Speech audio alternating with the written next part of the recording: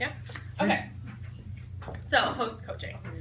So we have the party booked. You know, we create the interest, we nailed down a date, we set up the event page, our host is excited. How do we keep that going? We do that through host coaching. Always remember like this, your host is your business partner for the night. Okay? She is vital to the success of your party. But make no mistake, for your hostess, this is not her business. This is your business. So again, you need to spoon feed her all of the time because she's helping you. Like I said, she's your partner, but she doesn't know what she's doing. You want to give all these things to her. So like I did with Jen, here is what you are going to send your friends. And she's like, oh my gosh, what else did she write? Hold on. I took screenshots of all this. She said, awesome, I will do my invites right now, and I'll just copy and paste your write-up. It is so perfect. And I said, okay, awesome. Within 10 minutes, and I told her, only invite 30 people. Within 10 minutes or so, she messages me back. Okay, well, that was the easiest thing, like, ever. Seriously, how could someone have an excuse not to be interested in this? It couldn't be easier. I don't even have to leave the house. And I said, right. And again, if they say they can't make it, let them know that the event will be up for a few days after so they can check out all the lessons and give them the link to the party. She's sitting there like, why aren't people booking these? You just told me exactly what to do. So we need to keep our host feeling that way the whole time. Check in with her. Have, a little host checklist.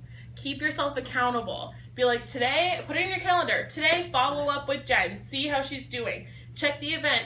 Okay, Jen, I see that you invited 30 people, but 5 people said that they were showing up. Have you reached out to your friends? Have you talked to them? Send them a text message. Try another form of communication. If they're not reading your Facebook messages, pick up the phone. If you see them out on the street, run up to them. Hey, did you see my event link? You got to come to this, blah, blah, blah, blah, blah. So you want to continue keeping her updated on all that and give her little tasks. A lot of the time, like I said, it's easier to book parties from parties. One, because you have that chain of excitement. They've seen a party firsthand. And also because your host already has some product. So I tell Jen, go on the Facebook event page. I'm going to post something about this, getting them excited about learning this. Say, oh my gosh, guys, I got the concealer at the last party I was at. It's amazing. She got the liquid foundation, so she was raving about it. Again, that's social proof. Why do her friends trust me? They don't. They don't know who I am. But do they trust Jen? 100% they do. Jen's not trying to sell them anything. I am. So they kind of have that fear of, are you trying to manipulate me? There's a difference between manipulation and persuasion. Manipulating somebody is saying, forcing them to do something that benefits you. Having yourself in mind. Persuading somebody is persuading somebody to do something that's best for them. So, that's where you always want to try and come from too. Make sure you're not making it a you. I know sometimes it works, but I can't, I cringe a little bit when I see people posting, oh, I'm trying to earn a trip with my husband. Please buy a mascara. I'm like, I want to go on a trip. What are you talking about? I'm not buying you a trip on a cruise. I don't want to go on a cruise. I'm going to save all this mascara money and go myself. Okay, but obviously we create that interest and we're persuading them why this is beneficial for them, and you work your business the way you're supposed to, then there's a cruise. We don't want to beg people for it. And yeah, she'll trust her host way more. You want to help her, you don't want to overwhelm her. This needs to be fun and easy. Again, when you are host coaching, you're helping her to, get her party ready, but you're dating her. Okay? It's like, I am dating you because I want you to be my next new team member. And you need to make her feel like, well, I could do this with someone else. This is easy. This isn't too hard. I don't need to be a makeup artist. I don't need to be this. I don't need to be a salesperson. I don't need to be, have years of business experience to do this. This is very simple. She can take the scripts that you sent her. So give her things to say. And then remind her also that you'll really need her help the night of the party, and all you'll need her to do is have fun and make sure her friends know that she's having fun. So I always tell her, make sure you're commenting on the posts that I do. If I find that her engagement drops, I'm on her like fly. I message her, hey Jen, you're probably missing some, you know, a post that I did the other day. I want you to go in and like share how excited you are about it. You know, I'm not forcing her, being like, you love this, but I'm keeping her excitement there. I'm reminding her she wants to help you because she wants her party to be a success too, because again, or she has that fear of like, I'm a big loser, my friends don't like me, no one's excited about this, and I definitely don't want to consider doing this as a business.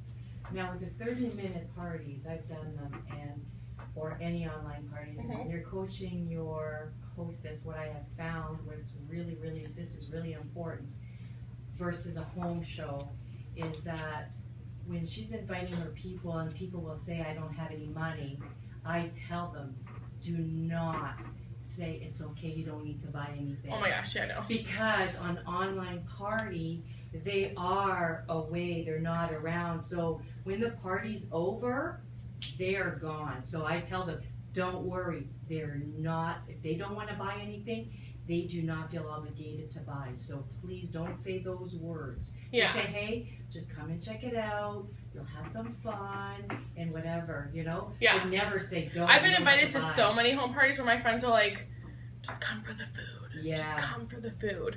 You know, like, this is my friend. She started this business. Like, she just needs to practice. So just come for the food. We don't want our host ever saying that. So some of the things, if her friend says, I'm sorry, I don't have any money.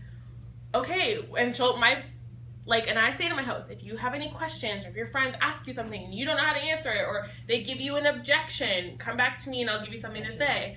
Don't worry, we have price points for everyone. Or, do you know what, Shelly? You could host a party of your own, so come check out how awesome it is, because I'm going to be getting free and discounted products just for sharing this with my friends. This is something you could do too. Oh, okay, for sure, she'll show up. That's what we want. Like I said, don't think instant gratification, think long-term business. Like I said, post things to find out what the guests want to learn. I repeated some of this and other things. And you want to use what the guests say and what the host, talk to your host. What do you want to learn about? What do you and your friends want to learn about? You're going to use this to create a show special. Have you guys seen my video on a show special? Yeah? So if you haven't, a show special is where so statistics show that at direct sales parties, I'm like such a statistics person. Statistics show that at direct sales parties, people buy 3 products. They buy 3 items. Mostly because they feel like, especially in home, when they're like writing it down, they feel like 3 looks good enough on the order form. It's like, I didn't just order 1, and my friend's like, you're such a crappy friend. I just fed you little sandwiches, and you're only gonna buy 1 thing. But then once they start to get past 3, they start to go, oh my gosh, I'm getting too many things. I'm getting too many things. This is too overwhelming. So what I do is, because I want to increase my per person order, I take, between like 3 and 6 products, usually more 3 and 5 products, and I position them as 1 product. You can do this with the collections, or you can do this to cater it to them. Show packages do not need to offer a discount. This is the question I get all the time is, but do you carry this on stock? Do you offer them a discount? How do you do this? I'm like, it's all just the way that I market it. So I go, okay ladies, tonight I'm gonna show you how to do a face in under 10 minutes. I'm gonna show you these 4 products that your makeup bag must have. I know that you guys are going to fall in love with these 4 products. So if you want to order this, just let me know that you want the 10-minute face package. They go, okay. So to that, yeah? Do you have like a price point? For your 4 you want to, my goal always is to get my people spending about $100. Yeah, so that's always my goal. So if you can position your package anywhere between like $70 and just over $100, not everyone will take advantage of the show special, okay? But some people will, and that's how you bump up. For example, like a primer, foundation, brush, like just. Yeah, and a concealer. There you go. Okay. That's a package. This is how you do it, because then people look at it as one thing. And then because you're thinking of this in one thing, and we know that people buy in 3s, they're more likely to be like, all right, I'm throwing on a mascara and a lip gloss. You've added that extra 2 products. But you haven't done a discount. Yeah. Pardon? No discount. The show special is for convenience. It's for the people who need dummy shoppers. Yeah. Okay? It's for people who, and I talked about this last time I did this, it's for people who walk into a store and go, okay, yeah, this is all great, but like, I don't know how to piece this together. I don't know what I need, what things work together. Otherwise, they go in, they go, oh yeah, the lipstick looks good. Okay, I'll get that. Like when you walked into the store for that outfit you said last time. Remember? Yeah. You're like, I need that, whatever it is. Yeah, the last thing I wore here, I was like, this was on a mannequin. And I went in, and they're like, oh, can I help you? I'm like, oh, you can. I need this. And I'm a size 8. Not anymore. But I was a size 8. I said, give me this. And she's like, okay. And for her, you know, I would have went in and I would have walked around and I would have like touched the clothes and been like, okay, this is nice. Try this on. Oh, no, that doesn't fit right. And whatever. And then I don't know how to piece these outfits together. Maybe if I would have saw, it was like a really long, it's so pretty. It's like a dress shirt sort of thing. If I would have found that without the dummy, I would have walked out with, it was a Aritzia, so I mean, it's expensive. So I would have walked out with like an $85 shirt. But because they put it on the dummy and they matched it with a jacket and a pair of tights, I walked out with like a $500 purchase because of jacket. But I myself only would have bought Maybe a shirt. $80 worth of the shirt because I just don't know. It doesn't mean that I don't want to give you my money. It just means that I'm very overwhelmed and this is outside of my comfort zone. Or timing sometimes. Yeah. But yeah, it's just like get in, get out, like, okay, this looks good and I'll take that. You know, I go up to girls all the time that are working in the store and I'm like, where did you get all of this? Yeah. Point me in the direction. Me too. Yeah. Because I just don't want to think about it. And for somebody, a lot of our customers who aren't familiar with makeup, they don't know what to get. They want to contour, but they're like, I don't know. So they're being left to their own devices, they get a bunch of really random products and they get home and they like, none of them even work together.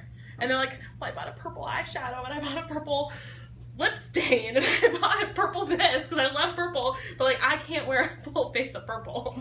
And they don't know and they feel overwhelmed and they're like, I didn't look like her at the end of this. She did her makeup and this is not what this looks like. So you want to create that package so they just go, okay, yeah, I'll take that. And then they'll tack on 2 of those extra products that they're interested in. Or they'll pick something in another color. If, you know, you throw in an eye pigment or a palette or something, you know, lip stain or lipstick, they're more likely to go, okay. And I'm very specific too. I don't go, oh, you know, and then get a lipstick. I'm like, no. To get this look, you are going to get upscale.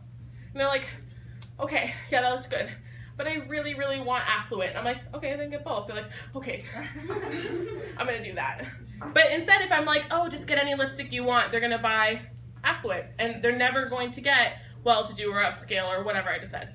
So be very specific. Be like, this is how you create this look. Again, if you leave it to their preference, they're going to go home and they're going to be like, this did not look like what she did. They feel defeated. They put their makeup aside. They go back to their shoppers, Drug Mart makeup, and they will never message you again. So be very specific about that. So question about that. So you just said when you put your package, and if you're going to put a lipstick in, you put a certain color, and so the package is kind of with that color.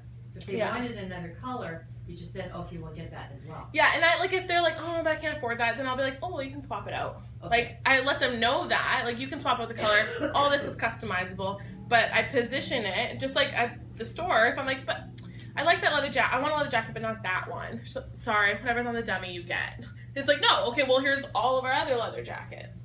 But still always kind of like lead them towards getting that extra one. But again, you don't want to be manipulative. We know how amazing our products are. Don't go from like, I'm trying to take your money. Go from, you need this, or you have this color, and why not add this one for, you know, this one's for all day at work, and keep this other one in your purse when you're going to meet with your girls for drinks after. Throw this color on, or throw your lip stain on because you're going out for drinks, or whatever it is. Make sure you're always giving them back that benefit. But during that host coaching phase, this is where you're going to find out, I got a little bit off topic, went too deep into the show package, but during that host coaching phase, this is where you're going to find out what is it that you want to learn. If I contour all of the time, but if I book with somebody and I'm like, okay, we're going to do contouring, and her friends are sitting there like, no, I'm not doing this.